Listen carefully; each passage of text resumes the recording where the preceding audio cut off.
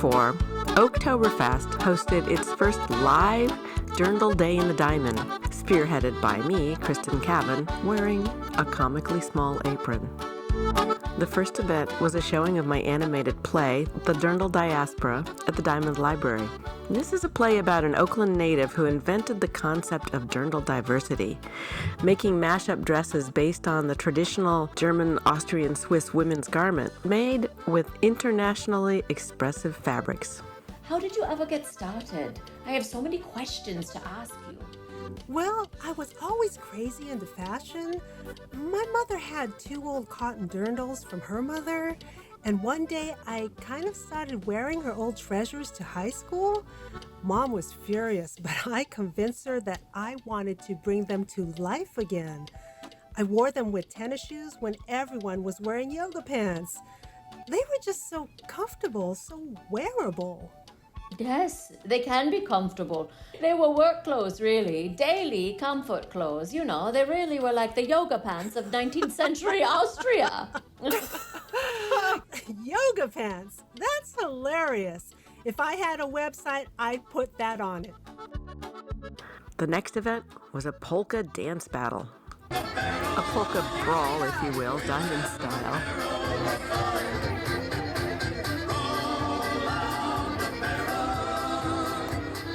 First, we taught everyone how to do a little polka.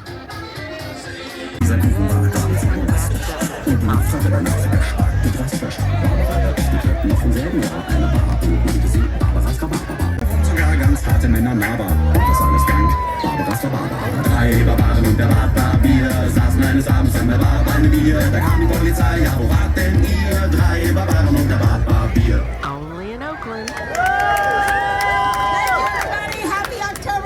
See you next year. Oh yeah, give it up. And then there was a Dirndl fashion show. The Dirndl is a traditional garment with a tight bodice and full skirt that's worn over a blouse and under an apron. You can learn all about it in the play, in which the talented protagonist is being wooed by a costume company that makes cheapo dirndls, but she makes one-off bespoke garments. Here at Oktoberfest, we love all kinds of dirndls and tracht. There was a delay waiting for the show to start, but somehow we all ended up doing the wobble, so it was fun. Then the fun really began, with a big Supervisor Nate Miley family stage welcome.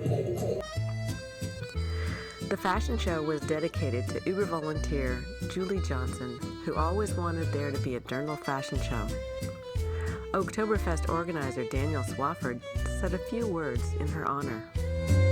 One of the original, just hardcore support volunteers that just loved neighborhood, loved community, loved people, loved getting together, celebrating art, celebrating culture. She was a maker, and a lot of the things that she collected went to make things and create things and to go to artists and to inspire people. And she was one of those people that just, loved to just do things for the world around her, her neighbors, her community, the culture of just celebrating art, celebrating music, celebrating people. And we're raising our stein to her this year after having lost her shortly after Oktoberfest last year. We're recognizing all the beautiful work that she had done.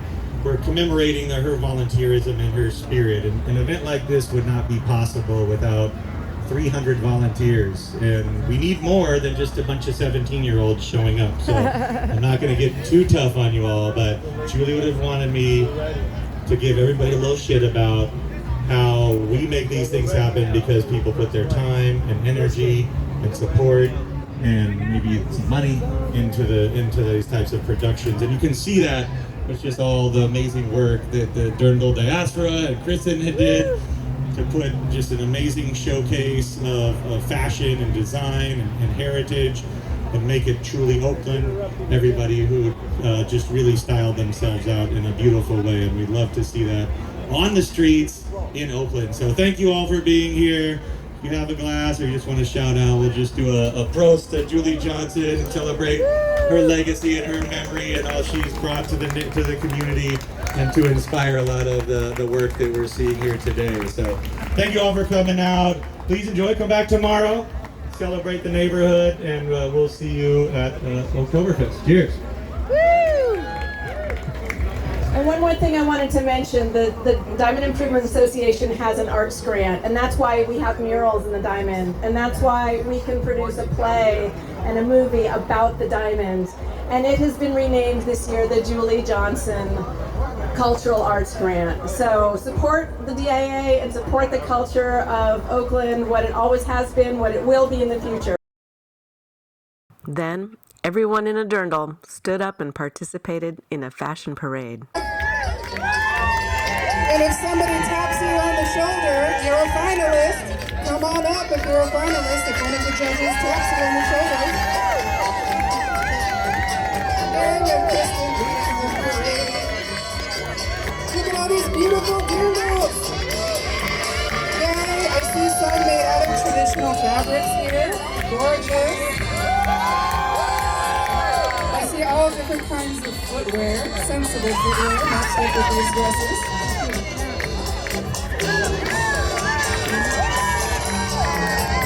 Yay! Oh, we have some finalists coming up.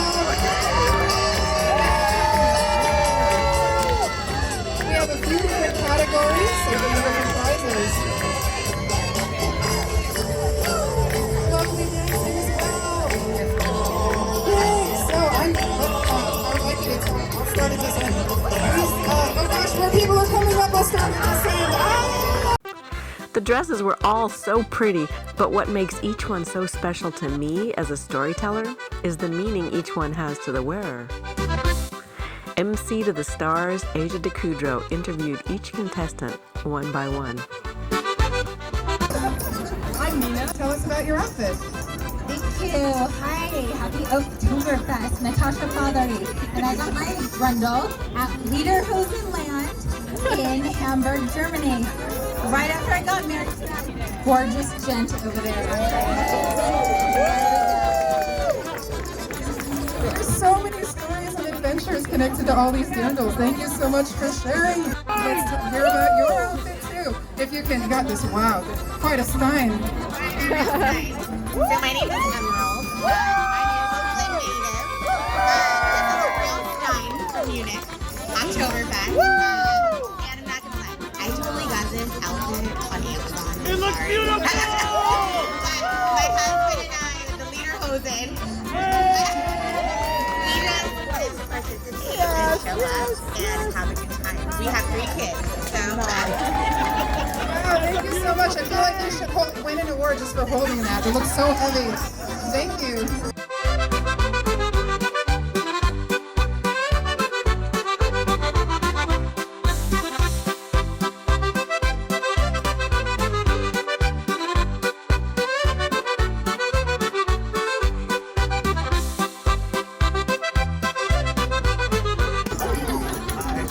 My name is Marcella, and I'm from Oakland too.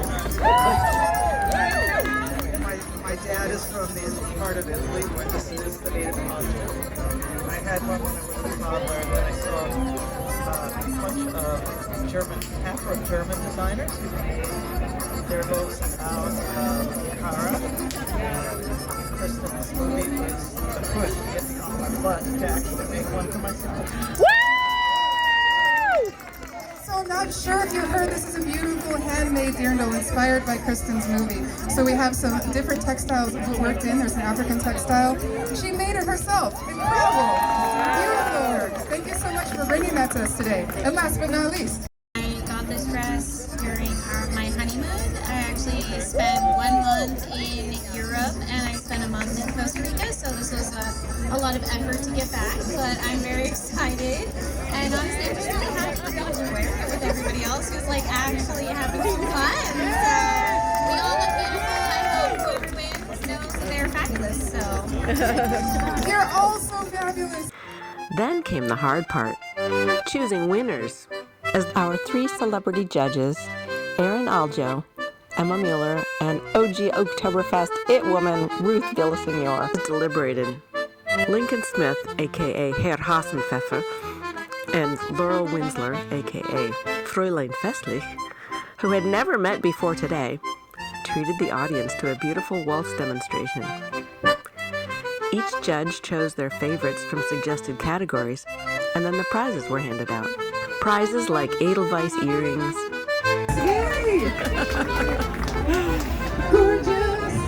vintage children's dirndls, and souvenir beer steins were donated by Rare Dirndl and Dark Garden, Mood Swing Vintage, The Sewing Room, and private donors.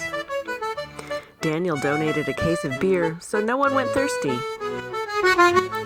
There's always a special $100 prize for a handmade dirndl inspired by the dirndl diaspora. This year it went to Marcella Renzi, who made a dirndl from beautiful African kente fabric to honor her ancestors.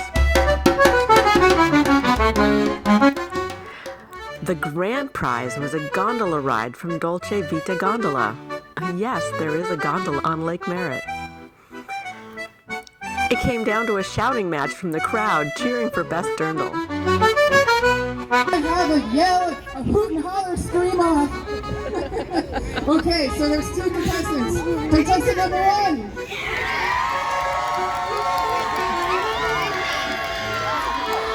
Okay, stop. Whoa. Wow, you're so many people love you. That's amazing. Contestant number two.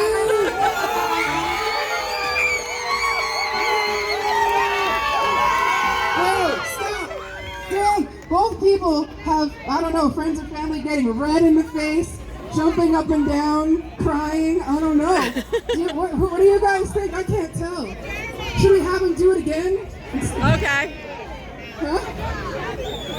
You guys should just go together. Yeah! Woo! So there's 4 tickets. So you can go together or we can do 2 and 2. Yeah! In the end, the winners decided to take a ride together. And that new friendship was the biggest win of the day. Except maybe when they gave me the weird Barbie prize. It's so wonderful to feel so much love and community and hear your support. Here you are. Let's go together.